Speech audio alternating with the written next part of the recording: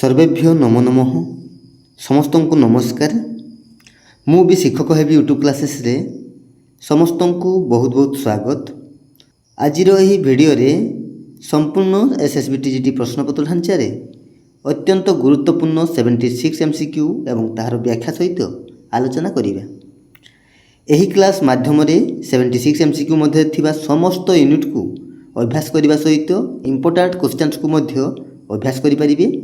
तेणु भिडियोटी को शेष पर्यंत देखंतु एवं निजर प्रस्तुति को अधिकरु अधिक मजबूत करंतु।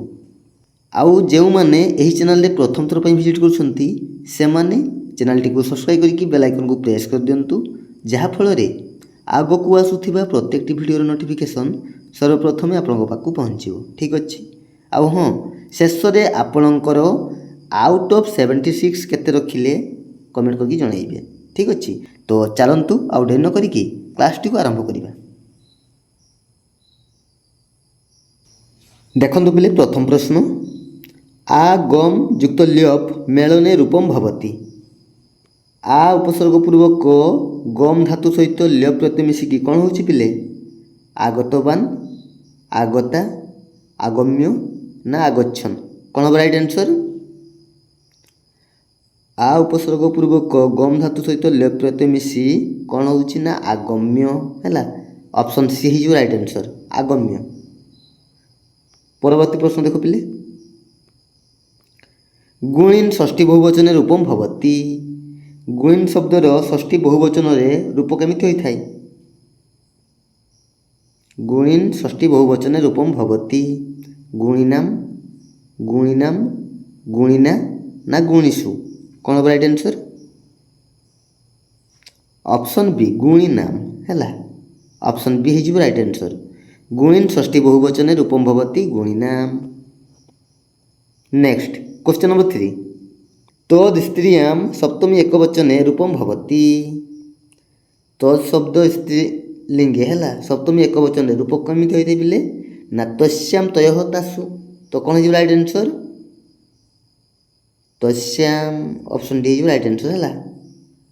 तद स्त्रीलिंगे सप्तमी एकवचन रूपम भवति तस्याम, मन रखिबो। नेक्स्ट क्वेश्चन नंबर 4, सह डैश फलानि आनयति।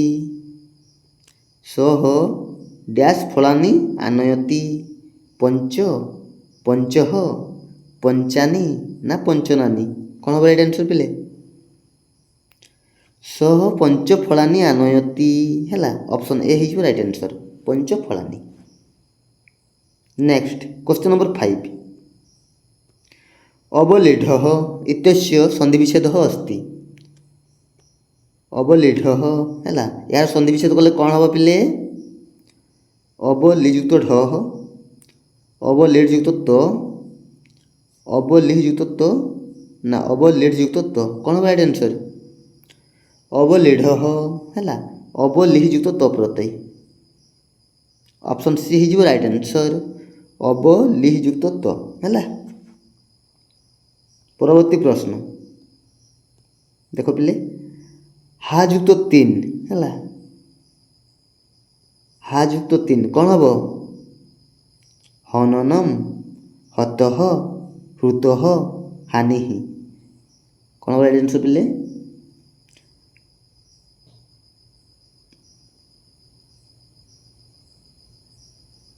हा धातु सहित 3 प्रत्यय मिसी कौन होछि? हानिः हैला। Option D his right answer, हानिः।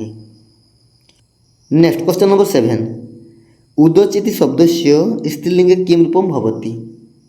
उदचिति शब्दस्य स्त्रीलिंगे किम रूपम भवति? उदिचि, उदिचि, उदिति ना उदिति? कौन हो राइट आंसर?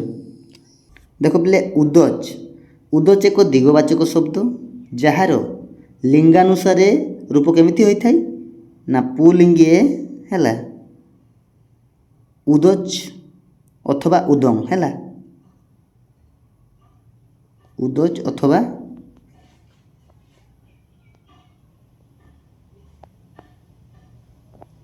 उदं।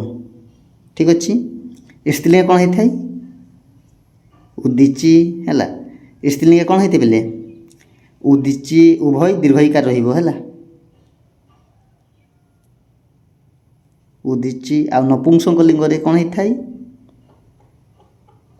ନପୁଂସକ ଲିଙ୍ଗରେ ଉଦିଛି ପ୍ରଥମରେ ଦୀର୍ଘଇକାର ରହିବ ହେଲା, ତାପରେ ହର୍ଷଇକାର, ଦୀର୍ଘଇ ହର୍ଷଇ ହେଲା।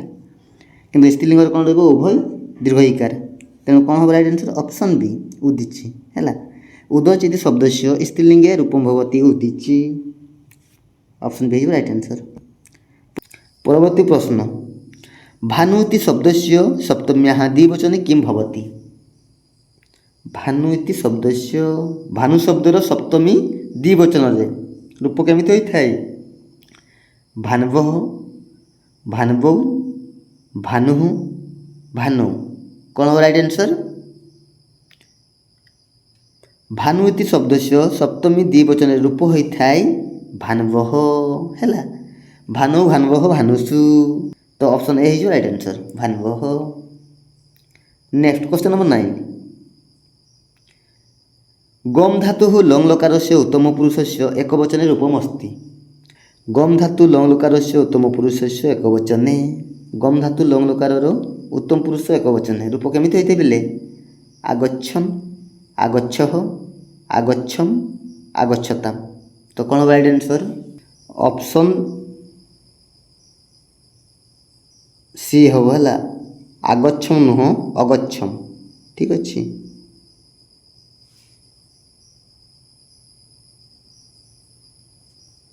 ঠিক আছে ପିଲେ। ତ ଗମ୍ ଧାତୁ ଲଙ୍ଗ୍ ଲକାରस्य ଉତ୍ତମ ପୁରୁଷस्य ଏକବଚନେ ରୂପମ୍ ଭବତି ଅଗଚ୍ଛମ୍। ଅଗଚ୍ଛମ୍, ଅଗଚ୍ଛାବ, ଅଗଚ୍ଛାମ ହେଲା। ଉତ୍ତମ ପୁରୁଷ ଏକବଚନେ ଅଗଚ୍ଛମ୍, ଦ୍ୱିବଚନେ ଅଗଚ୍ଛାବ, ଆଉ ବହୁବଚନେ ଅଗଚ୍ଛାମ। ଠିକ୍ ଅଛି। ତ ମନେ ରଖିବ ପିଲେ। ତ ଅପସନ୍ ସି ହେଇଯିବ ରାଇଟ୍ ଆନ୍ସର୍ ହେଲା, ଅଗଚ୍ଛମ୍। ନେକ୍ସଟ କ୍ୱେଶ୍ଚନ୍ ନମ୍ବର 10, କୁମାରୀ ଇତ୍ୟତ୍ର ପ୍ରତ୍ୟୟ କହ। କୁମାରୀ ଏଠାରେ ପ୍ରତ୍ୟୟ କ'ଣ ରହିଛି? ଉଇନ୍ ପ୍ରତ୍ୟୟ, ଉଇଁ ପ୍ରତ୍ୟୟ, ଉଇଁସ୍ ନା ଉଇଁପ୍? କ'ଣ ହେବ ରାଇଟ୍ ଆନ୍ସର୍?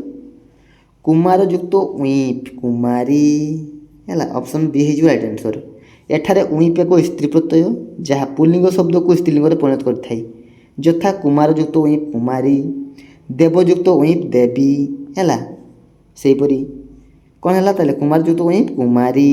ମନେ ରଖିବ, ଅପସନ୍ ବି ହେଇଯିବ ରାଇଟ୍ ଆନ୍ସର୍ ହେଲା, ଉଇଁପ୍ ପ୍ରତ୍ୟୟ। ପରବର୍ତ୍ତୀ ପ୍ରଶ୍ନ ଦେଖ ପିଲେ,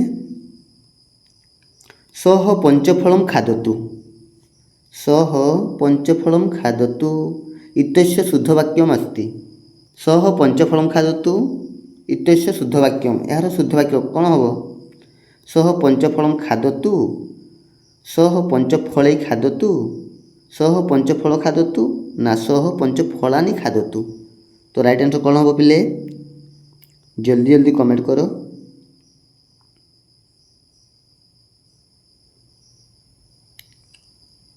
ସହ ପଞ୍ଚଫଳାନି ଖାଦତୁ, ଅପସନ୍ ଡି ହେଇଯିବ ରାଇଟ୍ ଆନ୍ସର୍ ହେଲା, ସହ ପଞ୍ଚଫଳାନି ଖାଦତୁ। ଠିକ୍ ଅଛି। ନେକ୍ସଟ କ୍ୱେଶ୍ଚନ୍ ନମ୍ବର 12, ସପ୍ୟମ୍ ଇତ୍ୟତ୍ର ଅତ୍ର ଶୁଦ୍ଧ ପ୍ରତ୍ୟୟ ଭବତି। ସପ୍ୟମ୍ ଇତ୍ୟତ୍ର ହେଲା, ଶୁଦ୍ଧ ପ୍ରତ୍ୟୟ। ଏଠାରେ କେଉଁ ପ୍ରତ୍ୟୟ ରହିଛି ପିଲେ? ୟତ୍ ପ୍ରତ୍ୟୟ, କ୍ୟପ୍, ସ୍ୟଂ ପ୍ରତ୍ୟୟ, ଣ୍ୟତ୍ ପ୍ରତ୍ୟୟ।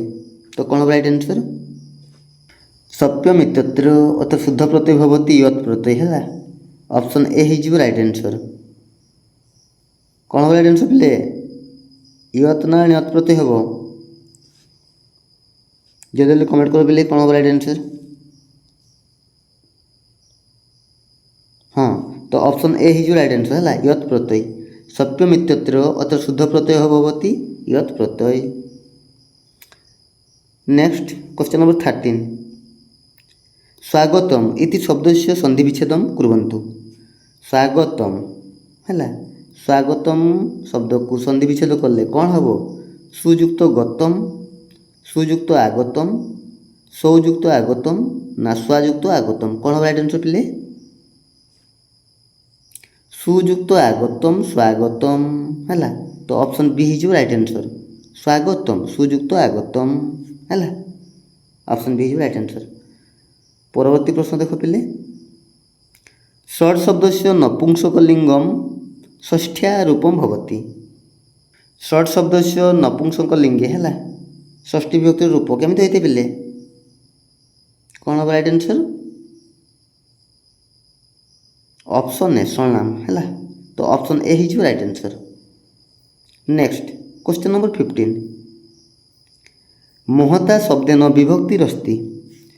महता शब्द रे विभक्ति रही कौ विभक्ति तृतीया चतुर्थी पंचमी ना षष्ठी कौन हम राइट आंसर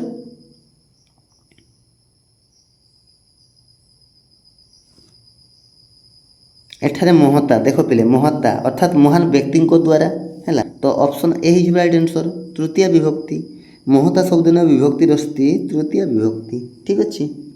परवर्ती प्रश्न देख पिले पठ घई अनय मेलन रूपम भवति है पठ धातु सहित घई प्रत्यय मिसी कौन हो पठित्वा पाठ पठितवान पठनम तो कौन हम राइट आंसर पठ युक्त घई अनय मेलने रूपम भवति पाठ है मन रखिए बोले तो पठ युक्त घई कौन है ना पाठ option B is right answer. Next question number 17 आचार्यस्य स्त्री का भवति है आचार्यर स्त्री आचार्यानी आचार्यान ना आचार्याम ना आचार्या कौन हम राइट आंसर पिले आचार्य युक्त टाप स्त्री प्रत्यय कौन हो आचार्य है तो आचार्य स्त्री है आचार्य अर्थात गुरु व शिक्षक है शिक्षक स्त्री कौन हम शिक्षिका है बा आचार्य तो option D is right answer मन रखियो। नेक्स्ट क्वेश्चन नंबर 18 देवशर्मा इत्यत्र डैश प्रथमा देवशर्मा है देवशर्मा एठारे क्यों जगह प्रथमा पिले उक्ते कर्मणि ना संबोधने ना नाम जोगे ना वचन मात्रे देवशर्मा है एठारे देवशर्मा एक व्यक्तिर नाम बा संज्ञा अटे जेतेबेले कौनसी व्यक्ति वस्तु किंबा स्थानर नाम को बुझाई सेठारे प्रथमा विभक्ति हुए कौ जोगे ना नाम जोगे प्रथमा विभक्ति हुए है तो ऑप्शन सी है राइट आंसर देवशर्मा इत्यत्र नाम जोगे प्रथमा। परवर्ती प्रश्न पठ युक्त शत्रु है पठ युक्त शत्रु पठत पठितवान पठत ना पठनम कौन हम राइट आंसर पठ युक्त शत्रु पठत है ऑप्शन सी है राइट आंसर पठत। नेक्स्ट क्वेश्चन नंबर 20 क्रिया नैकत्तम डैश क्रिया नैकत्तम कारकत्तम है तो ऑप्शन डी है राइट आंसर क्रिया सहित जार संबंध थाई बा जहाँ क्रिया अन्वित हुए ता कौन कह जाए कारक तेणु क्रिया नैकत्तम कारकत्तम ठीक अच्छे। नेक्स्ट क्वेश्चन नंबर 21 व्यवहारिकम व्याकरणम किमिति उच्यते व्यवहारिकम व्याकरणम है व्यवहारिक व्याकरण को कौन कह जाए अथवा व्यवहारिक व्याकरण अन्य नाम कौन ऐन्द्रम चांद्रम कौमारम छद्म तो कौन हम राइट आंसर पिले व्यवहारिक व्याकरण अन्य नाम हूँ छद्म व्याकरण है छद्म व्याकरण मन रखिए पिले व्यवहारिक व्याकरण अन्य नाम हूँ कौन ना छद्म व्याकरण ठीक अच्छे। परवर्ती प्रश्न देख पिले प्रत्यक्ष पद्धति है कति सोपानानि सन्ति प्रत्यक्ष पद्धति रे केतोटी सोपान रही कौन राइट आंसर पिले सप्त सोपानानि ना अष्ट ना पंच ना षष्ठ सोपानानि कौन हम राइट आंसर प्रत्यक्ष पद्धति रे पंच सोपानानि सन्ति है पांचटी सोपान से पांचटी सोपान कौन कौन पिले ना एक हूँ प्रस्तुति है एक प्रस्तुति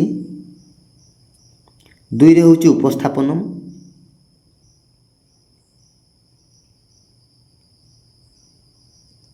ତିନିରେ ହେଉଛି ତୁଳନା,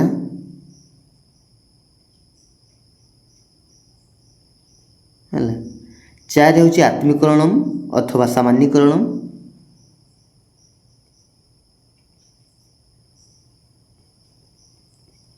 ଆତ୍ମୀକରଣମ୍ ଅଥବା ସାମାନ୍ୟୀକରଣମ୍, ଆଉ ପାଞ୍ଚରେ ହେଉଛି ପ୍ରୟୋଗ।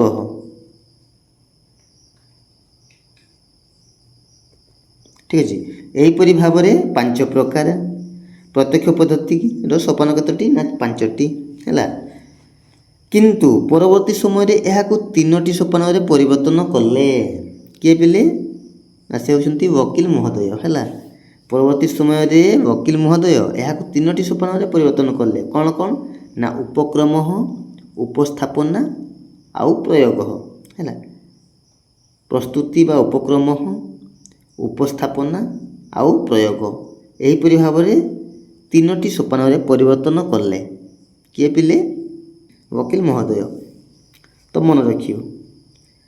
नेक्स्ट क्वेश्चन नंबर 23, लिखन प्रणाली छात्राणाम किम वर्धयति।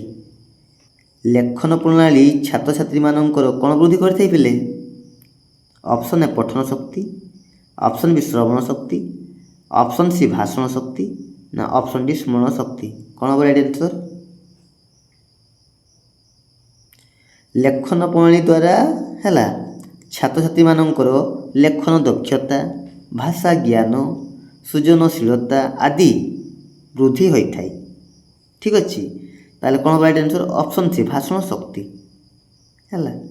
लेखन प्रणाली द्वारा छात्र छात्री मानकर भाषण शक्तिर वृद्धि होता है। नेक्स्ट क्वेश्चन नंबर 24, कस्मिन् विधौ छात्राः स्वयमेव उदाहरणन अन्वेषणं कुर्वन्ति। केउं पद्धति रे छात्र छात्री माने उदाहरण माध्यम निजे निजे अन्वेषण करिथांती। कौन राइट आंसर आगमनम, निगमनम, व्याकरण अनुवाद ना परोक्ष। क्यों विधि रे बिले।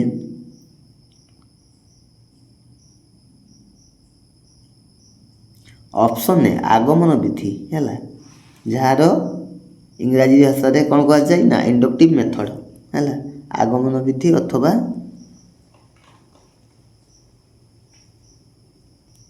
Inductive method. ठीक अच्छे, तो आगमन विधि रे छात्र छात्री माने निजे निजे उदाहरण माध्यम अन्वेषण करथांती। मन रखियो पिले, आगमन विधि कहार उपनाम पिले आरोह प्रणाली, है आउ आरोह प्रणाली को आगमन विधि, सार्वजनीन विधि, आविष्कार विधि बोली मध्य कहा जाए। मन रखिबो। ठीक अच्छे, आरोह प्रणाली को कौन कौन कहा जाए पिले आगमन विधि, सार्वजनीन विधि, आविष्कार विधि बोली मध्य कहा जाए। ठीक अच्छे, नेक्स्ट देखिए पिले क्वेश्चन नंबर 25, आरोह विधे तृतीय सोपानम किम अस्ति। आरोह विधि रे तृतीय सोपानटी कौन हम परीक्षणम, निरीक्षणम, नियम निर्धारणम ना उदाहरणम प्रस्ताव। कौन हम राइट आंसर। तो पिले कहल आरोह विधि रे केतोटी सोपान रही ना चारोटी सोपान रही, है आउ से चारोटी सोपान कौन कौन ना एक रे होची उदाहरण प्रस्ताव, एक रे होची कौन पिले उदाहरण प्रस्ताव, दुई रे होची कौन निरीक्षणम, है दुई रे होची निरीक्षणम, आउ तीन रे होची कौन पिले नियम निर्धारणम, तीन रे होची नियम निर्धारणम, आउ चार रे होची परीक्षणम, है चार रे होची परीक्षणम। एहीपरि भाव आरोह विधि रे केतोटी सोपान रही ना चारोटी सोपान रही। तो से पचार कौन ना आरोह विधि रे तृतीय सोपानटी कौन, ताले तृतीय सोपान कौन पिले नियम निर्धारणम। ऑप्शन सी जो राइट आंसर पिले मन रखियो। ठीक अच्छे, वेरी वेरी इंपोर्टेंट। नेक्स्ट देखो क्वेश्चन नंबर 26, उत्तम शिक्षकाणाम गुणात्मक शिक्षणाय अभाव कस्मिन् विधौ। उत्तम शिक्षकाणाम है अर्थात जड़े उत्तम शिक्षक अथवा भल शिक्षकों गुणात्मक शिक्षादान अभाव केउं पद्धति रे देखा जाए। प्रत्यक्ष पद्धति रे ना परोक्ष ନା ନିଗମନମ୍ ନା ଦଣ୍ଡାନୟ? କ'ଣ ହେବ ରାଇଟ୍ ଆନ୍ସର୍? କେଉଁ ପଦ୍ଧତିରେ ଜଣେ ଉତ୍ତମ ଶିକ୍ଷକଙ୍କ ଗୁଣାତ୍ମକ ଶିକ୍ଷାଦାନର ଅଭାବ ଦେଖାଯାଏ? ଅପସନ୍ ଏ ପ୍ରତ୍ୟକ୍ଷ ପଦ୍ଧତିରେ ହେଲା। ଅପସନ୍ ଏ ହେଇଯିବ ରାଇଟ୍ ଆନ୍ସର୍, ପ୍ରତ୍ୟକ୍ଷ ପଦ୍ଧତି। Next question number 27। ସମୟ ସାପେକ୍ଷଣ ପାଠ୍ୟବস্তୁ ପରିସମାପ୍ତି କିଞ୍ଚ ସର୍ବେ ଛାତ୍ରାः ଉତ୍ତୀର୍ଣ୍ଣତାଂ ପ୍ରାପ୍ନୁବନ୍ତି। ନିର୍ଦ୍ଦିଷ୍ଟ ସମୟ ମଧ୍ୟରେ ପାଠ୍ୟବସ୍ତୁ ସମାପ୍ତ ହୁଏ ଏବଂ ସମସ୍ତ ଛାତ୍ରଛାତ୍ରୀ କ'ଣ ଉତ୍ତୀର୍ଣ୍ଣ ହେବାର ସୁଯୋଗ ପାଇଥାନ୍ତି। ତାହା ହେଉଛି କେଉଁ ପଦ୍ଧତି ପିଲେ? ପ୍ରତ୍ୟକ୍ଷ ପଦ୍ଧତି ନା ପରୋକ୍ଷ ପଦ୍ଧତି ନା ଭାଷା ସଂସର୍ଗ ପଦ୍ଧତି ନା ନିଗମନ ପଦ୍ଧତି? କ'ଣ ହେବ ରାଇଟ୍ ଆନ୍ସର୍? କେଉଁ ପଦ୍ଧତିରେ ନିର୍ଦ୍ଦିଷ୍ଟ ସମୟ ମଧ୍ୟରେ ପାଠ୍ୟବସ୍ତୁ ସମାପ୍ତି ହୁଏ ଏବଂ ସମସ୍ତ ଛାତ୍ରଛାତ୍ରୀ ଉତ୍ତୀର୍ଣ୍ଣ ହେବାର ସୁଯୋଗ ମଧ୍ୟ ପାଇଥାନ୍ତି? କେଉଁ ପଦ୍ଧତିରେ? ପରୋକ୍ଷ ପଦ୍ଧତିରେ ହେଲା। ଅପସନ୍ ବି ହେଇଯିବ ରାଇଟ୍ ଆନ୍ସର୍, ପରୋକ୍ଷ ପଦ୍ଧତି। ଆଉ ଏହାକୁ କ'ଣ କୁହାଯାଏ ପିଲେ? ଇନଡାଇରେକ୍ଟ ମେଥଡ଼ ହେଲା। ଇଂରାଜୀରେ ଏହାକୁ କୁହାଯାଏ ଇନଡାଇରେକ୍ଟ ମେଥଡ଼।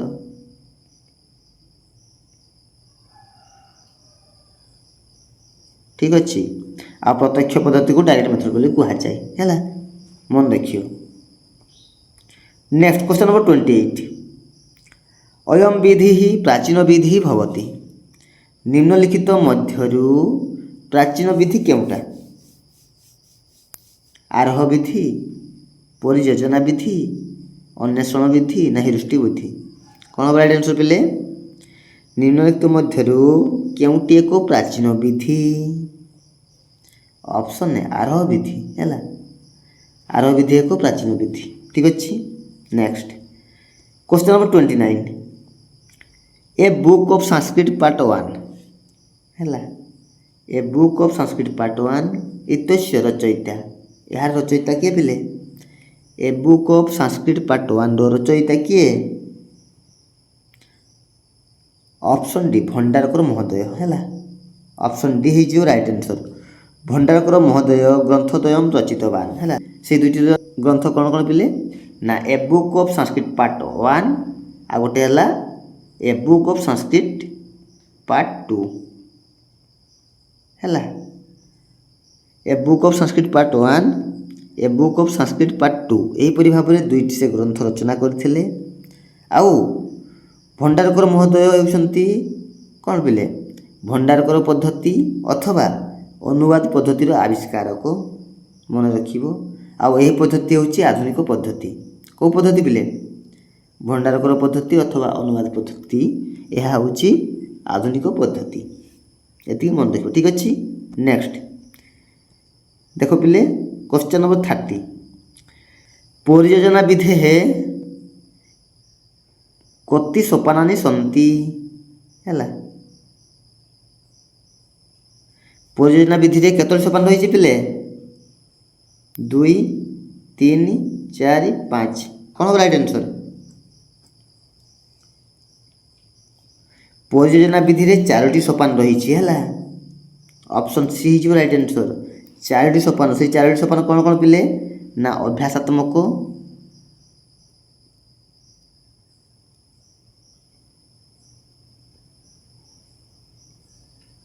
ହେଲା। ଆଉ କ'ଣ? କଳାତ୍ମକ,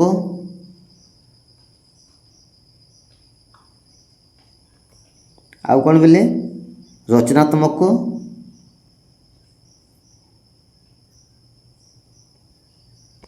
ଆଉ ହେଉଛି ସମସ୍ୟାତ୍ମକ ହେଲା।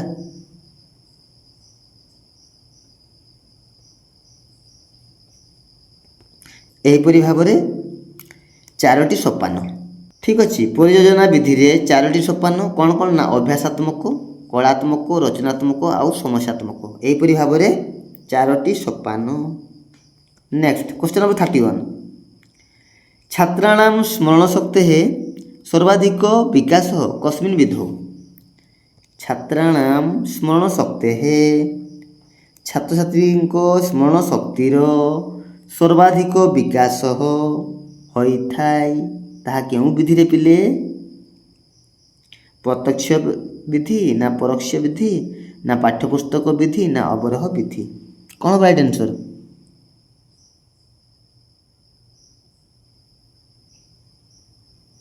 पाठ्यपुस्तक विधि है पाठ्यपुस्तक पद्धति रे छात्र छात्री स्मरण शक्तिर सर्वाधिक विकास होता है। पाठ्यपुस्तक पद्धति रे छात्र छात्री स्मरण शक्तिर सर्वाधिक विकास होता है। ठीक अच्छे, तो ऑप्शन सी हो राइट आंसर। बारंबार आवृत्ति करने द्वारा स्मरण शक्तिर विकास होता है। नेक्स्ट क्वेश्चन नंबर 32, आरोह विधि डैश छात्राणाम कृते उपयोगी। आरोह पद्धति क्यों प्रकार छात्र छात्री उपयोगी? प्राथमिक छात्राणाम कृते ना माध्यमिक ना उभय ना न उभय, कौन हम राइट आंसर पिले? आरोह विधि हूँ उभय प्राथमिक आ माध्यमिक छात्राणाम कृते उपयोगी है। तेणु कौन हम? ऑप्शन सी हो राइट आंसर, उभय है। आरोह विधि हूँ उभय प्राथमिक और माध्यमिक छात्र छात्री उपयोगी, तो ऑप्शन सी उभय हो right answer. Next question number 33, Bhandarkar विधि है तृतीय पद्धति का। भंडारकर विधि रे तृतीय पद्धति है क्योंटा? निम्नलिखित मध्यरु भंडारकर विधि रे तृतीय पद्धति क्योंटा? अभ्यास, व्याकरण आधारित पाठ, ना उभय ना संस्कृतात मातृभाषा अनुवाद, कौन राइट आंसर पिले? देख पिले भंडारकर विधि रे केतोटी सोपान रही ना 4टी सोपान रही है। से 4टी सोपान कौन कौन ना व्याकरण आधारित पाठ है, एक हूँ व्याकरण आधारित पाठ, 2 हूँ अभ्यास, आउ 3 हूँ कौन पिले संस्कृतात मातृभाषा अनुवाद है, आउ 4 हूँ मातृभाषा संस्कृत अनुवाद। एभली भाव में भंडारकर विधि 4टी सोपान रही, तो से पचार कौन ना भंडारकर विधि तृतीय सोपान कौटा है। ताले कौन हम राइट आंसर पिले? तृतीय सोपान हूँ संस्कृत मातृभाषा अनुवाद, संस्कृतात मातृभाषा अनुवाद है, तो ऑप्शन डी हो right answer. Next question number 34, केन छात्राणाम स्मरण शक्ति ही वर्धते। केन छात्राणाम है केउथिरे छात्र छात्री स्मरण शक्ति वृद्धि होता है? केउथिरे पिले? रचना लिखा द्वारा, शुणिकी लिखा द्वारा, ना अनुलेख विधि द्वारा, ना प्रतिलेख विधि द्वारा, कौन राइट आंसर पिले? श्रुत लेखन द्वारा है। ऑप्शन बी हो राइट आंसर, श्रुत लेखन द्वारा, शुणिकी लिखा द्वारा है। शुणिकी लिखा द्वारा छात्र छात्री स्मरण शक्ति वृद्धि होता है। ठीक अच्छे, परवर्ती प्रश्न, आदर्श पठनम कह करती। आदर्श पठनम कह करती पिले? आदर्श पठन किए करती? छात्र, मित्र, ना गुरु, ना उपयुक्त सर्वम, कौन राइट आंसर? आदर्श पठन केवल गुरु है अथवा शिक्षक ही करती। ठीक अच्छे, तो ऑप्शन सी हो राइट आंसर। परवर्ती प्रश्न देख पिले, शुद्ध लेखनाय कृदंत तद्धितय सम्यक धारणा कस्य पक्ष। शुद्ध लेखन पाई कृदंत और तद्धित विषय रे सठिक धारणा क्यों पक्ष सह संबंधित पिले? गद्य शिक्षण, ना पद्य शिक्षण, ना व्याकरण शिक्षण, ना सर्वमपि, कौन राइट आंसर? ऑप्शन सी व्याकरण शिक्षण सह संबंधित है। ऑप्शन सी हो राइट आंसर। शुद्ध लेखन पाई कृदंत और तद्धित विषय रे सठिक धारणा व्याकरण शिक्षण सहित संबंधित। ठीक अच्छे, मन देखियो। नेक्स्ट क्वेश्चन नंबर 37, देख पिले, ए प्रैक्टिकल संस्कृत डिक्शनरी इति रचितवान किए रचना करछन्ति पिले? विल्सन, विंटरनित्ज, मैक्समुलर, मैकडोनाल्ड, कौन right answer? A practical Sanskrit dictionary इति रचितवान मैकडोनाल्ड है। Option D is right answer, मन रखियो। नेक्स्ट क्वेश्चन नंबर 38, मैकडोनाल्ड महोदयस्य मतानुसार वेदस्य कालः भवति। मैकडोनाल्ड महोदय मतानुसार वेदर समय କେତେ ପିଲେ? କ'ଣ ହେବ ରାଇଟ୍ ଆନ୍ସର୍? ଜଲ୍ଦି ଜଲ୍ଦି କମେଣ୍ଟ କରି କୁହ ପିଲେ। ମ୍ୟାକଡୋନାଲ୍ଡ ମହୋଦୟ ମତାନୁସାରେ ବେଦର କାଳ ହେଉଛି ହେଲା ବା ସମୟ ହେଉଛି 1000 BC। ଅପସନ୍ ସି ହେଇଯିବ ରାଇଟ୍ ଆନ୍ସର୍ 1000। ଠିକ୍ ଅଛି, ମନେ ରଖିବ ପିଲେ। ମ୍ୟାକଡୋନାଲ୍ଡ ମହୋଦୟ ମତ ଅନୁସାରେ ବେଦର କାଳ ହେଉଛି 1000 ଆଉ ବାଲ ଗଙ୍ଗାଧର ତିଲକସ୍ୟ ମତାନୁସାରମ୍ ବେଦସ୍ୟ କାଳ ହେଉଛି 6000 BC ଆଉ ଜେକବି ମତାନୁସାରମ୍ ବେଦସ୍ୟ କାଳ ହେଉଛି 4500 BC ହେଲା। ଆଉ ବିଣ୍ଟନିସ୍ ମତାନୁସାରମ୍ ବେଦସ୍ୟ କାଳ ହେଉଛି 2500 BC। ମ୍ୟାକ୍ସମୁଲର ମହୋଦୟ ମତାନୁସାରମ୍ ଋଗ୍ବେଦସ୍ୟ କାଳ ହେଉଛି 4000 BC ଅଥବା 1200 BC। ତ ମନେ ରଖିବ, ଠିକ୍ ଅଛି। ଏବେ ଦେଖ ପିଲେ କ୍ୱେଶ୍ଚନ୍ ନମ୍ବର 39 କ'ଣ କହିଛି ନା ଅନେକ ଗ୍ରନ୍ଥ ବିଷୟ ପ୍ରାସଙ୍ଗିକ ଉଦାହରଣ ନେଇ ଭାବ ପ୍ରକଟତେ। ଅନେକ ଗ୍ରନ୍ଥ ବିଷୟ ପ୍ରାସଙ୍ଗିକ ଉଦାହରଣ ନେଇ ଅର୍ଥାତ୍ ଅନେକ ଗ୍ରନ୍ଥର ବିଷୟ ସହ ସମ୍ବନ୍ଧିତ ଉଦାହରଣ ଦ୍ୱାରା ହେଲା, ଅନେକ ଗ୍ରନ୍ଥର ବିଷୟ ସହ ସମ୍ବନ୍ଧିତ ଉଦାହରଣ ଦ୍ୱାରା ଯେଉଁ ଭାବ ପ୍ରକାଶ ପାଏ ତାହାକୁ କ'ଣ କୁହାଯାଏ ପିଲେ? ମନ୍ଦ ପଠନମ୍, ସନ୍ଦର୍ଭ ପଠନମ୍, ଗହନ ପଠନମ୍ ନା ବିସ୍ତୃତ ପଠନମ୍? କ'ଣ ହେବ ରାଇଟ୍ ଆନ୍ସର୍? ତାହାକୁ ସନ୍ଦର୍ଭ ପଠନ କୁହାଯାଏ ହେଲା। ବା ସନ୍ଦର୍ଭ ପଠନ ଦ୍ୱାରା କ'ଣ ଅନେକ ଗ୍ରନ୍ଥର ବିଷୟ ସହ ସମ୍ବନ୍ଧିତ ଉଦାହରଣ ଦ୍ୱାରା ଭାବ ପ୍ରକାଶ ପାଇଥାଏ। ଠିକ୍ ଅଛି, ତ ଅପସନ୍ ବି ହେଇଯିବ ରାଇଟ୍ ଆନ୍ସର୍ ସନ୍ଦର୍ଭ ପଠନ ହେଲା। ନେକ୍ସଟ କ୍ୱେଶ୍ଚନ୍ ନମ୍ବର 40 ବ୍ରହ୍ମସ୍ୱରୂପ ବାଣୀ କା ଭବତି।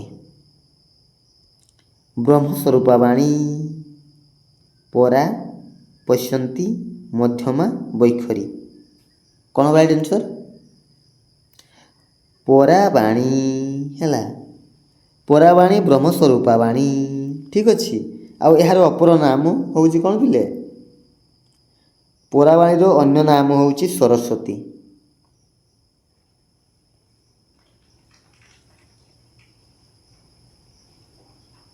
ହେଲା। ପରାବାଣୀର ଅନ୍ୟ ନାମ ହେଉଛି ସରସ୍ୱତୀ, ମନେ ରଖିବ। ନେକ୍ସଟ କ୍ୱେଶ୍ଚନ୍ ନମ୍ବର 41 ବିଷୟ ବହିର୍ଭୂତ କିନ୍ତୁ ପାଠ୍ୟ ସମ୍ବନ୍ଧୀ ବିଷୟାଣାମ୍ ଅଧ୍ୟୟନମ୍ ହେଲା।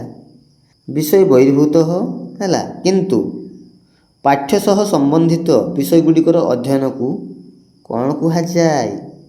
ଶାନ୍ତଚିତ୍ତ ଶ୍ରବଣମ୍, ଏକାଗ୍ର ଶ୍ରବଣମ୍ ନା ପର୍ଯ୍ୟାପ୍ତ ଶ୍ରବଣମ୍ ନା ଅନୌପଚାରିକ ଶ୍ରବଣମ୍?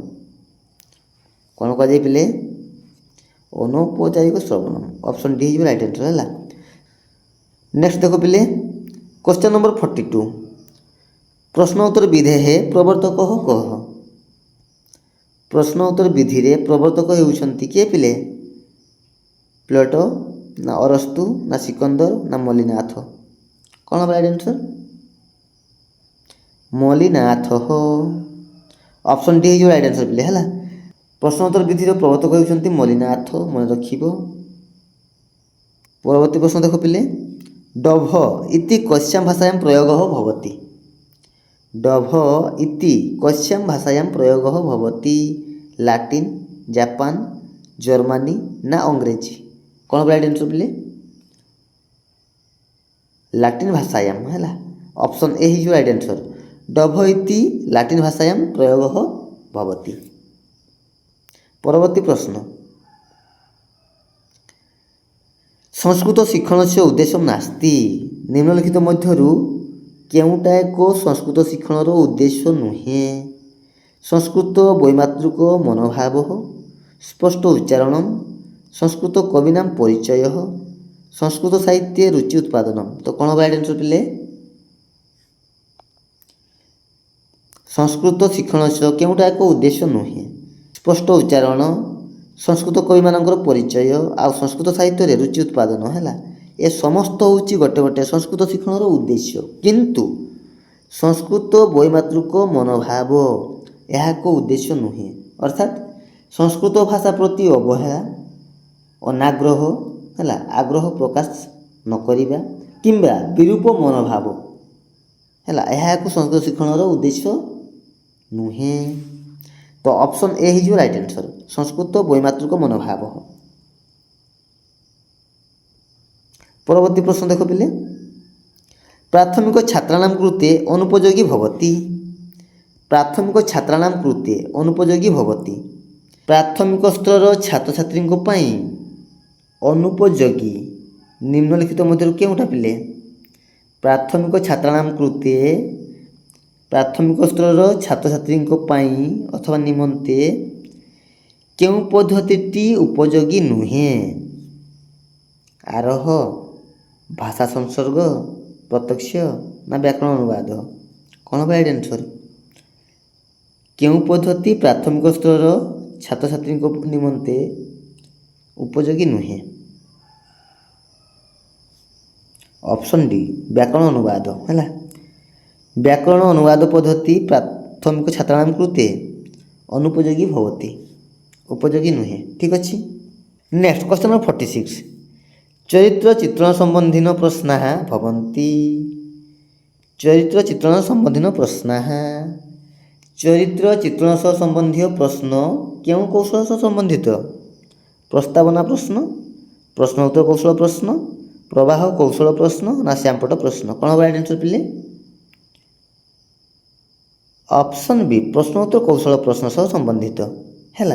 आ पिले मन रखियो चरित्र चित्रण कारण फलाफल मतामत विश्लेषण आदि प्रश्न साधारणतः प्रश्नोत्तर कौशल अंतर्गत गणा जाए। ठीक अच्छे तो मन रखियो। नेक्स्ट क्वेश्चन नंबर 47 छात्राणां ज्ञान विस्तार क्रियते। छात्राणां ज्ञान विस्तार अर्थात छात्राणां ज्ञान विस्तार क्रियते अर्थात केउ प्रकार प्रश्न द्वारा छात्र छात्री ज्ञानर विस्तार होता है मूल्यांकन प्रश्न द्वारा ना अन्वेषण प्रश्न द्वारा ना केंद्रीय बोध प्रश्न द्वारा ना पुनरावृत्ति प्रश्न द्वारा कौन हम राइट आंसर पिले अन्वेषण प्रश्न द्वारा है। अन्वेषण प्रश्न छात्राणां ज्ञान विस्तार क्रियते केमिति ना अन्वेषण प्रश्न छात्र मानू चिंता करिबा खोजिबा एवं नूतन तथ्य जानिबा को प्रेरित करिथाय तेणु यह द्वारा सेमानंकर ज्ञानर वृद्धि होता है। नेक्स्ट क्वेश्चन नंबर 48 ज्ञान से दृढ़ीकरण प्रश्न भवन्ति। ज्ञान से दृढ़ीकरण प्रश्न भवन्ति एवं डिस्कसन करते पिले ताले कौन हम राइट आंसर पिले ऑप्शन सी अन्वेषण प्रधान प्रश्न है ऑप्शन सी है right answer. Next question number 49 अनेन शिक्षणेन बुद्धि चिरस्थायिनी भवति। अनेन शिक्षणेन बुद्धि चिरस्थायिनी भवति अर्थात क्यों शिक्षण द्वारा ज्ञान अथवा बुद्धि दीर्घ समय पर्यंत स्थायी रहे क्यों शिक्षण द्वारा पिले पठन पढ़िया द्वारा ना लेखन लेखन द्वारा ना श्रवण द्वारा ना भाषण द्वारा कौन राइट आंसर क्यों शिक्षण द्वारा बुद्धि दीर्घ समय पर्यंत स्थायी रहे पिले पढ़िया द्वारा ऑप्शन ए हो राइट आंसर पठन है पढ़िया द्वारा कौन होता है ना बुद्धि दीर्घ समय पर्यंत स्थायी रही था बारंबार पढ़िया द्वारा। ठीक अच्छे बारंबार पढ़िया द्वारा ज्ञान अथवा बुद्धि दीर्घ समय पर्यंत स्थायी रहे। नेक्स्ट क्वेश्चन नंबर 50 छात्राणां दैनिक कार्याणां सर्वासां परीक्षाणां च मूल्यांकनम्। छात्राणां दैनिक कार्याणां सर्वासां परीक्षाणां च मूल्यांकनम् अर्थात छात्र छात्री दैनिक कार्य एवं समस्त परीक्षार मूल्यांकन को कौन कहुए कौन कहुए पिले ऑप्शन सी आंतरिक मूल्यांकन है option C is right answer. Next question number 51 अंतिम वाक का भवति। अंतिम वाक वाक अर्थात बाणी अंतिम वाक अथवा अंतिम बाणी निम्नलिखित मध्य कौटा पिले तो पिले आम जानी कौन बाणी हूँ केते प्रकार बाणी हूँ 4 प्रकार कौन कौन ना एक रोचे पराबाणी है 2 रोचे पश्यंती 3 रोचे मध्यमा ଚାରି ହେଉଛି ବୈଖରୀ। ଏହିପରି ଭାବରେ ହେଲା ବାଣୀ ହେଉଛି ଚାରି ପ୍ରକାରର। ପ୍ରଶ୍ନ ପଚାରିଛି କ'ଣ ନା ଅନ୍ତିମ ବାକ୍ କା ଭବତି, ଅନ୍ତିମ ବାକ୍ ନିମ୍ନୋକ୍ତ ମଧ୍ୟରୁ ଅନ୍ତିମ ବାକ୍ କେଉଁଟା ପିଲା ତାହେଲେ 4 ନମ୍ବର ବୈଖରୀ ବାକ୍ ହେଲା। ଅନ୍ତିମ ବାକ୍ ଭବତି ବୈଖରୀ, ଅପସନ୍ ବି ହେଇଯିବ ରାଇଟ୍ ଆନ୍ସର୍।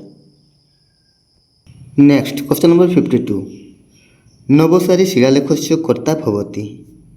ନବସାରୀ ଶିଳାଲେଖର କର୍ତ୍ତା ଅଥବା ରଚୟିତା କିଏ ନା ଭବଭୂତି, ଦଣ୍ଡୀ, ତ୍ରିବିକ୍ରମ ଭଟ୍ଟ, କାଳିଦାସ। କ'ଣ right answer? Option C Trivikrama Bhatta ହେଲା। ନବସାରୀ ଶିଳାଲେଖସ୍ୟ କର୍ତ୍ତା ଭବତି ତ୍ରିବିକ୍ରମ ଭଟ୍ଟ ହେଲା। ଅପସନ୍ ସି ହେଇଯିବ right answer. Next question number 53, ଲକ୍ଷ୍ମଣସ୍ୟ ପୁତ୍ରସ୍ୟ ନାମ ଅସ୍ତି। ଲକ୍ଷ୍ମଣଙ୍କର ପୁତ୍ରଙ୍କ ନାମ ମହୀଧର, ଚନ୍ଦ୍ରକେତୁ, ରତ୍ନବୀର, ଯୁଦ୍ଧବୀର। କ'ଣ ହେବ ରାଇଟ୍ ଆନ୍ସର୍? ଲକ୍ଷ୍ମଣସ୍ୟ ପୁତ୍ରସ୍ୟ ନାମ ଅସ୍ତି ଚନ୍ଦ୍ରକେତୁ, ଅପସନ୍ ବି ହେଇଯିବ ରାଇଟ୍ ଆନ୍ସର୍ ହେଲା। ଲକ୍ଷ୍ମଣଙ୍କର ପୁତ୍ରଙ୍କର ନାମ ଥିଲା କ'ଣ? ଚନ୍ଦ୍ରକେତୁ। ପରବର୍ତ୍ତୀ ପ୍ରଶ୍ନ, ଗୀତନାଟ୍ୟମ୍ ଅସ୍ତି। ନିମ୍ନଲିଖିତ ମଧ୍ୟରୁ କେଉଁଟି ଏକ ଗୀତନାଟ୍ୟ? ଅଭିଜ୍ଞାନମ୍, ମେଘଦୂତମ୍, ଦଶକୁମାର ଚରିତମ୍ ନା ଗୀତ ଗୋବିନ୍ଦ? କ'ଣ ହେବ ରାଇଟ୍ ଆନ୍ସର୍? ଅପସନ୍ ଡି ଗୀତ ଗୋବିନ୍ଦ ହେଲା। ଅପସନ୍ ଡି ହେଇଯିବ ରାଇଟ୍ ଆନ୍ସର୍। ଗୀତ ଗୋବିନ୍ଦ ଏକ ଗୀତନାଟ୍ୟମ୍। ଠିକ୍ ଅଛି। ପରବର୍ତ୍ତୀ ପ୍ରଶ୍ନ ଦେଖ ପିଲେ, ପଞ୍ଚାନନଃ ଇତି ଉପାଧିଃ କସ୍ୟ ଆसीତ୍। ପଞ୍ଚାନନଃ ଉପାଧିଃ କସ୍ୟ ଆसीତ୍ ପିଲେ? ଭବଭୂତେଃ, ବାଣଭଟ୍ଟସ୍ୟ, ଶ୍ରୀହର୍ଷସ୍ୟ, ଦଣ୍ଡେଃ। କ'ଣ ହେବ ରାଇଟ୍ ଆନ୍ସର୍? ଅପସନ୍ ବି ବାଣଭଟ୍ଟସ୍ୟ ହେଲା। ପଞ୍ଚାନନଃ ଇତି ଉପାଧିଃ ବାଣଭଟ୍ଟସ୍ୟ ଆसीତ୍ ହେଲା। ପଞ୍ଚାନନ ଉପାଧି କାହାର ଥିଲା ନା ବାଣଭଟ୍ଟଙ୍କର ଥିଲା। ଠିକ୍ ଅଛି। ନେକ୍ସଟ କ୍ୱେଶ୍ଚନ୍ ନମ୍ବର 56, କାଳିଦାସସ୍ୟ ସନ୍ଦିଗ୍ଧା କୃତି ଭବତି ହେଲା। କାଳିଦାସଙ୍କର ସନ୍ଦିଗ୍ଧ କୃତି ନିମ୍ନଲିଖିତ ମଧ୍ୟରୁ କେଉଁଟି? ରଘୁବଂଶମ୍, କୁମାର ସମ୍ଭବମ୍, ଅଭିଜ୍ଞାନମ୍, ମାଳବିକାଗ୍ନିମିତ୍ରମ୍। କ'ଣ ହେବ ରାଇଟ୍ ଆନ୍ସର୍? କାଳିଦାସଙ୍କର ସନ୍ଦିଗ୍ଧ କୃତି କୁମାର ସମ୍ଭବମ୍ ହେଲା। ଅପସନ୍ ବି ହେଇଯିବ ରାଇଟ୍ ଆନ୍ସର୍ କୁମାର ସମ୍ଭବମ୍। ନେକ୍ସଟ କ୍ୱେଶ୍ଚନ୍ ନମ୍ବର 57, ଭବଭୂତେଃ ଅପରମ୍ ନାମ ଅସ୍ତି। ଭବଭୂତିଙ୍କର ଅପରମ୍ ନାମ ଅନ୍ୟ ନାମ କ'ଣ? ଉମ୍ବେକଃ, ଉଦୁମ୍ବରଃ, ଶ୍ରୀକଣ୍ଠଃ, ନୀଳକଣ୍ଠଃ। କ'ଣ ହେବ ରାଇଟ୍ ଆନ୍ସର୍? ଭବଭୂତିଙ୍କର ଅନ୍ୟ ନାମ ହେଉଛି ନୀଳକଣ୍ଠ ହେଲା। ନୀଳକଣ୍ଠ। ଅପସନ୍ ଡି ହେଇଯିବ ରାଇଟ୍ ଆନ୍ସର୍।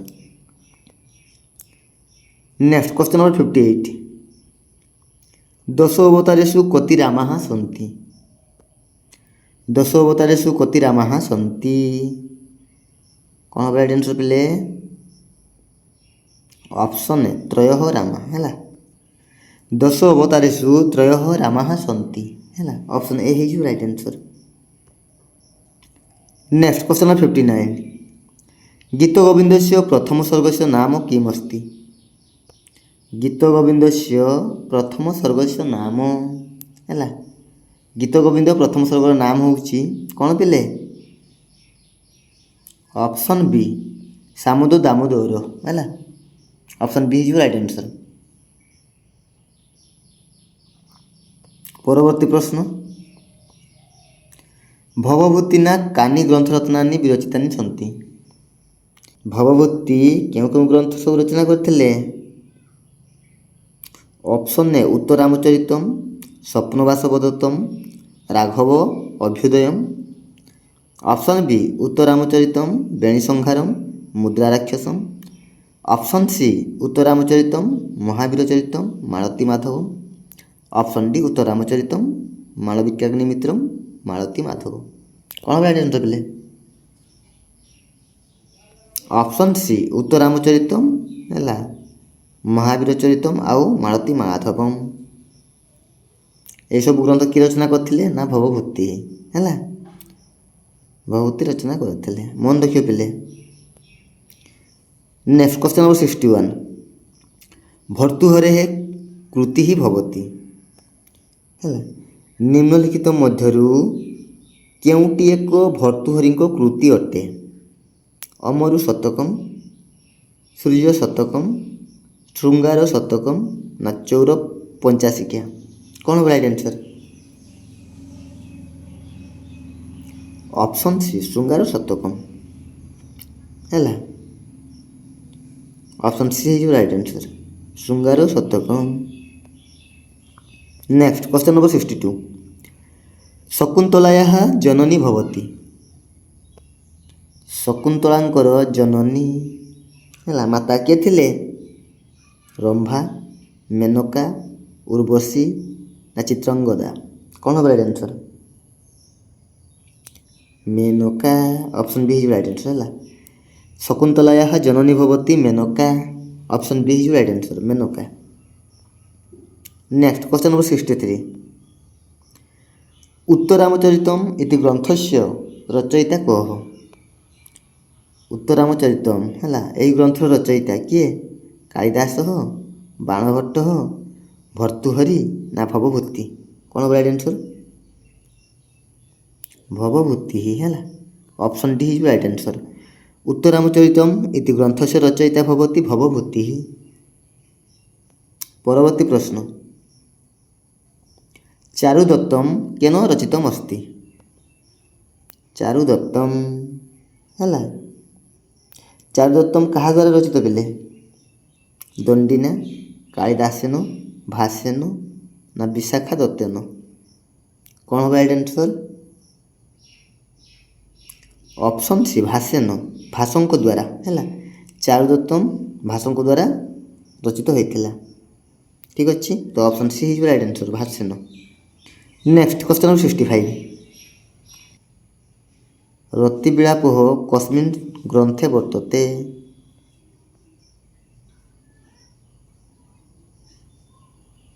ରତିବିଳାପः କସ୍ମିନ୍ ଗ୍ରନ୍ଥେ ବର୍ତ୍ତତେ ହେଲା, ରତିବିଳାପः କେଉଁ ଗ୍ରନ୍ଥରେ ରହିଛି ବୋଲେ? ରଘୁବଂଶେ, ମେଘଦୂତେ, ଅଗ୍ନିମିତ୍ରେ ନା କୁମାର ସମ୍ଭବେ? କ'ଣ ହେବ ରାଇଟ୍ ଆନ୍ସର୍? ରତିବିଳାପ, ଅପସନ୍ ଡି ହେଲା, କୁମାର ସମ୍ଭବ ଗ୍ରନ୍ଥରେ। ତ ଅପସନ୍ ଡି ହେଇଯିବ ରାଇଟ୍ ଆନ୍ସର୍, କୁମାର ସମ୍ଭବେ। ଠିକ୍ ଅଛି। ନେକ୍ସଟ କ୍ୱେଶ୍ଚନ୍ ନମ୍ବର 66, ତ ଦେଖ ପିଲେ ଏବେ ଗୋଟେ ଶ୍ଲୋକ ଦିଆଯାଇଛି, ଆଉ ସେଇ ଶ୍ଲୋକରୁ କ'ଣ ସବୁ ପ୍ରଶ୍ନ ରହିଛି ସେଇ ଉପରେ ଆଲୋଚନା କରିବା। ଠିକ୍ ଅଛି, ତ ପ୍ରଶ୍ନଟି ରହିଛି କ'ଣ ପିଲେ? ଜନକତନୟା କା ଆସିତ୍ ହେଲା, ଜନକତନୟା କା ଆସିତ୍? ଅପସନ୍ ଡି ସୀତା ହେଲା, ଜନକତନୟା ହେଉଛନ୍ତି ସୀତା, ତ ଅପସନ୍ ଡି ହେଇଯିବ ରାଇଟ୍ ଆନ୍ସର୍ ହେଲା। ପରବର୍ତ୍ତୀ ପ୍ରଶ୍ନ ଦେଖ ପିଲେ, ଭର୍ତ୍ତୁଃ ପଦେ ବିଭକ୍ତି ବର୍ତ୍ତତେ? ଭର୍ତ୍ତୃ ପଦରେ ବିଭକ୍ତି ତୃତୀୟା, ସପ୍ତମୀ, ଷଷ୍ଠୀ, ପଞ୍ଚମୀ? କ'ଣ ହେବ ରାଇଟ୍ ଆନ୍ସର୍? ଅପସନ୍ ସି ଷଷ୍ଠୀ ହେଲା, ଭର୍ତ୍ତୁଃ ପଦେ ବିଭକ୍ତି ବର୍ତ୍ତତେ, ଷଷ୍ଠୀ ବିଭକ୍ତି। ଠିକ୍ ଅଛି। Next question number 68, ଅଧିକାରଃ ଇତ୍ୟତ୍ର ପ୍ରତ୍ୟୟଃ କଃ? ଅଧିକାରଃ ହେଲା, ଏଠାରେ ପ୍ରତ୍ୟୟ କ'ଣ ରହିଛି? ଅଣ୍ ପ୍ରତ୍ୟୟ, ସ୍ୟଂ ପ୍ରତ୍ୟୟ, ଘଇଁ ପ୍ରତ୍ୟୟ ନା ଟ ପ୍ରତ୍ୟୟ? କ'ଣ ହେବ ରାଇଟ୍ ଆନ୍ସର୍? ଅପସନ୍ ସି ଘଇଁ ପ୍ରତ୍ୟୟ ହେଲା, ଅଧି ଉପସର୍ଗ ପୂର୍ବକ କ୍ରୁ ଧାତୁ ସହିତ ଘଇଁ ପ୍ରତ୍ୟୟ। ଠିକ୍ ଅଛି, ଏଇ କ'ଣ ହେଉଛି ନା ଅଧିକାରଃ ହେଲା, ଅଧି ଉପସର୍ଗ ପୂର୍ବକ କ୍ରୁ ଧାତୁ ସହିତ ଘଇଁ ପ୍ରତ୍ୟୟ ମିଶି କ'ଣ ହେଉଛି ନା ଅଧିକାରଃ। ତ ଅଧିକାର ଏଠାରେ ପ୍ରତ୍ୟୟ କ'ଣ ରହିଛି ନା ଘଇଁ ପ୍ରତ୍ୟୟ, ଅପସନ୍ ସି ହେଇଯିବ right answer. Next question number 69, ଅସ୍ତଙ୍ଗମିତ ମହିମା ଇତ୍ୟତ୍ର ସମାସଃ ହେଲା, ଅସ୍ତଙ୍ଗମିତ ମହିମା ଏଠାରେ ସମାସ କ'ଣ ରହିଛି ପିଲେ? ବହୁବ୍ରୀହି ସମାସ ହେଲା, ଅପସନ୍ ଡି ହେଇଯିବ ରାଇଟ୍ ଆନ୍ସର୍। ଅଷ୍ଟଙ୍ଗମିତଃ ମହିମା ୟସ୍ୟ ସହ ବହୁବ୍ରୀହି ସମାସ ହେଲା। ଅପସନ୍ ଡି ହେଇଯିବ right answer. Next question number 70। Ramagiri ଆଶ୍ରମେଷୁ ଇତ୍ୟତ୍ର କଃ ସନ୍ଧି ବର୍ତ୍ତତେ। ରାମଗିରି ଆଶ୍ରମେଷୁ ଇତ୍ୟତ୍ର ସନ୍ଧି ଗୁଣ ନା ବୃଦ୍ଧି ନା ଦୀର୍ଘ ନା ୟଣ ସନ୍ଧି। କ'ଣ ହେବ ରାଇଟ୍ ଆନ୍ସର୍? ୟଣ ସନ୍ଧି ହେଲା। ଅପସନ୍ ଡି ହେଇଯିବ ରାଇଟ୍ ଆନ୍ସର୍। ଠିକ୍ ଅଛି। Next question number 71। ଗ୍ଲୋସରୀ ଇତ୍ୟସ୍ୟ ସଂସ୍କୃତ ଭାଷାୟାं ନାମ ଭବତି ହେଲା। ଗ୍ଲୋସରୀ ଇତ୍ୟସ୍ୟ ସଂସ୍କୃତ ଭାଷାୟାं ନାମ ପରିଭାଷା ସାରାଂଶଃ ସଂଶୋଧନମ୍ ନା ପୂର୍ବଜ୍ଞାନମ୍। କ'ଣ ହେବ ରାଇଟ୍ ଆନ୍ସର୍ ପିଲେ? ଗ୍ଲୋସରୀ ପରିଭାଷା ହେଲା। ଅପସନ୍ ଏ ହେଇଯିବ right answer. Next question number 72। ଆଧୁନିକ ଶିକ୍ଷାଦାନ ପ୍ରଣାଳୀ ଭବତି। ଆଧୁନିକ ଶିକ୍ଷାଦାନ ପ୍ରଣାଳୀ ଶିକ୍ଷକ କେନ୍ଦ୍ରିକ ଛାତ୍ର କେନ୍ଦ୍ରିକ ନା ପୁସ୍ତକ କେନ୍ଦ୍ରିକ ନା ଗୃହ କେନ୍ଦ୍ରିକ। କ'ଣ ହେବ ରାଇଟ୍ ଆନ୍ସର୍? ଆଧୁନିକ ଶିକ୍ଷାଦାନ ପ୍ରଣାଳୀ ଭବତି ଛାତ୍ର କେନ୍ଦ୍ରିକ ହେଲା। ଅପସନ୍ ବି ହେଇଯିବ ରାଇଟ୍ ଆନ୍ସର୍। ଛାତ୍ର କେନ୍ଦ୍ରିକ। ଠିକ୍ ଅଛି। Next question number 73। ଓଡ଼ିଶାୟାं ସଂସ୍କୃତ ଶିକ୍ଷା ଡ୍ୟାସ୍ ସ୍ତରେ ପ୍ରାରଭ୍ୟତେ। ଓଡ଼ିଶାୟାं ସଂସ୍କୃତ ଶିକ୍ଷା ଓଡ଼ିଶାରେ ସଂସ୍କୃତ ଶିକ୍ଷା କେଉଁ ସ୍ତରରୁ ଆରମ୍ଭ? ପ୍ରାଥମିକ ସ୍ତରରୁ ନା ମାଧ୍ୟମିକ ସ୍ତରରେ ନା ଉଚ୍ଚ ମାଧ୍ୟମିକ ସ୍ତରରେ ନା ସ୍ନାତକ ସ୍ତରରେ। କ'ଣ ହେବ ରାଇଟ୍ ଆନ୍ସର୍? ଅପସନ୍ ବି ହେଲା। କ'ଣ? ମାଧ୍ୟମିକ ସ୍ତରରେ। ଠିକ୍ ଅଛି। ଓଡ଼ିଶାୟାं ସଂସ୍କୃତ ଶିକ୍ଷା ମାଧ୍ୟମିକ ସ୍ତରରେ ପ୍ରାରଭ୍ୟତେ। Next question number 74। ଛାତ୍ରସ୍ୟ ଜିଜ୍ଞାସାୟା ସ୍ୱତଃ ପ୍ରକାଶଃ ଡ୍ୟାସ୍। ଛାତ୍ରର ଜିଜ୍ଞାସା ହେଲା ଦ୍ୱାରା ସ୍ୱତଃ ପ୍ରକାଶ ଅର୍ଥାତ୍ ସ୍ୱୟଂ ପ୍ରକାଶିତ ନିଜେ ପ୍ରକାଶ କରିଥାଏ। ତାହା ହେଉଛି କ'ଣ? ସ୍ୱୟଂପୂର୍ଣ୍ଣ ସ୍ୱୟଂ ନିର୍ଦ୍ଦେଶକ ସ୍ୱୟଂ ବ୍ୟାଖ୍ୟାନ ସ୍ୱୟଂ ମୂଲ୍ୟାଙ୍କନ। କ'ଣ ହେବ ରାଇଟ୍ ଆନ୍ସର୍? ଛାତ୍ରର ଜିଜ୍ଞାସା ଦ୍ୱାରା ସ୍ୱତଃ ପ୍ରକାଶ ଅର୍ଥାତ୍ ସ୍ୱୟଂ ପ୍ରକାଶିତ ନିଜେ ପ୍ରକାଶ କରିଥାଏ ତାହା ହେଉଛି ସ୍ୱୟଂପୂର୍ଣ୍ଣ। ଠିକ୍ ଅଛି। ଅପସନ୍ ଏ ହେଇଯିବ right answer. Next question number 75। ବାଳକାନାଂ ପ୍ରଥମ ଗୁରୁଃ ଭବତି। ବାଳକାନାଂ ପ୍ରଥମ ଗୁରୁ ଭବତି ଅଧ୍ୟାପକ ସମାଜ ମାତା ନା ପିତା। କ'ଣ ହେବ ରାଇଟ୍ ଆନ୍ସର୍ ପିଲେ? ବାଳକମାନଙ୍କର ପ୍ରଥମ ଗୁରୁ ହେଉଛି କିଏ? ମାତା ହେଲା। ଅପସନ୍ ସି ହେଇଯିବ ରାଇଟ୍ ଆନ୍ସର୍ ମାତା। ଠିକ୍ ଅଛି। ଦେଖ ପିଲା ଶେଷ ପ୍ରଶ୍ନ। ଏତତ୍ ଶିକ୍ଷାୟାଂ ଲକ୍ଷଣଂ ନାସ୍ତି ହେଲା। ଏତତ୍ ଶିକ୍ଷାୟାଂ ଲକ୍ଷଣଂ ନାସ୍ତି ନିମ୍ନଲିଖିତ ମଧ୍ୟରୁ ଶିକ୍ଷାର ଏକ ଲକ୍ଷଣ ନୁହେଁ। କେଉଁଟି ଏକ ଶିକ୍ଷାର ଲକ୍ଷଣ ନୁହେଁ? ଶିକ୍ଷା ଆଜୀବନମ୍ ପ୍ରକ୍ରିୟା ଶିକ୍ଷା ଏକା ପ୍ରୌଦ୍ୟୋଗିକୀ ପ୍ରକ୍ରିୟା ଶିକ୍ଷା ସର୍ବାଙ୍ଗୀନ ବିକାଶ ପ୍ରକ୍ରିୟା ଆନ୍ତରିକ ଶକ୍ତେଃ ବହିରାନୟନମ୍। କ'ଣ ହେବ ରାଇଟ୍ ଆନ୍ସର୍ ପିଲେ? ଶିକ୍ଷା ଏକା ପ୍ରୌଦ୍ୟୋଗିକୀ ପ୍ରକ୍ରିୟା। ଅପସନ୍ ବି ଏହା ଏକ ଶିକ୍ଷାର ଲକ୍ଷଣ ନୁହେଁ। ଠିକ୍ ଅଛି। ଅପସନ୍ ବି ହେଇଯିବ ରାଇଟ୍ ଆନ୍ସର୍। ତ ପିଲେ ଏଇ ଥିଲା ସମ୍ପୂର୍ଣ୍ଣ ଟିଜିଟି ପ୍ରଶ୍ନପତ୍ର ଢାଞ୍ଚାରେ ସଂସ୍କୃତରୁ 76 ପ୍ରଶ୍ନ। ଯଦି ଭିଡ଼ିଓଟି ଭଲ ଲାଗିଥାଏ ତେବେ ଲାଇକ୍ କମେଣ୍ଟ କରିବାକୁ ଭୁଲିବେନି ଆଉ ନିଜର ସାଙ୍ଗସାଥିମାନଙ୍କୁ ସେୟାର ମଧ୍ୟ କରିଦେବେ। ଠିକ୍ ଅଛି। ତ ଆଉ ଗୋଟେ ନୂଆ ଭିଡ଼ିଓରେ ବହୁତ ଜଲ୍ଦି ଦେଖା ହେବା। ସେ ପର୍ଯ୍ୟନ୍ତ ରହୁଛି। ଧନ୍ୟବାଦ। ଜୟ ଜଗନ୍ନାଥ।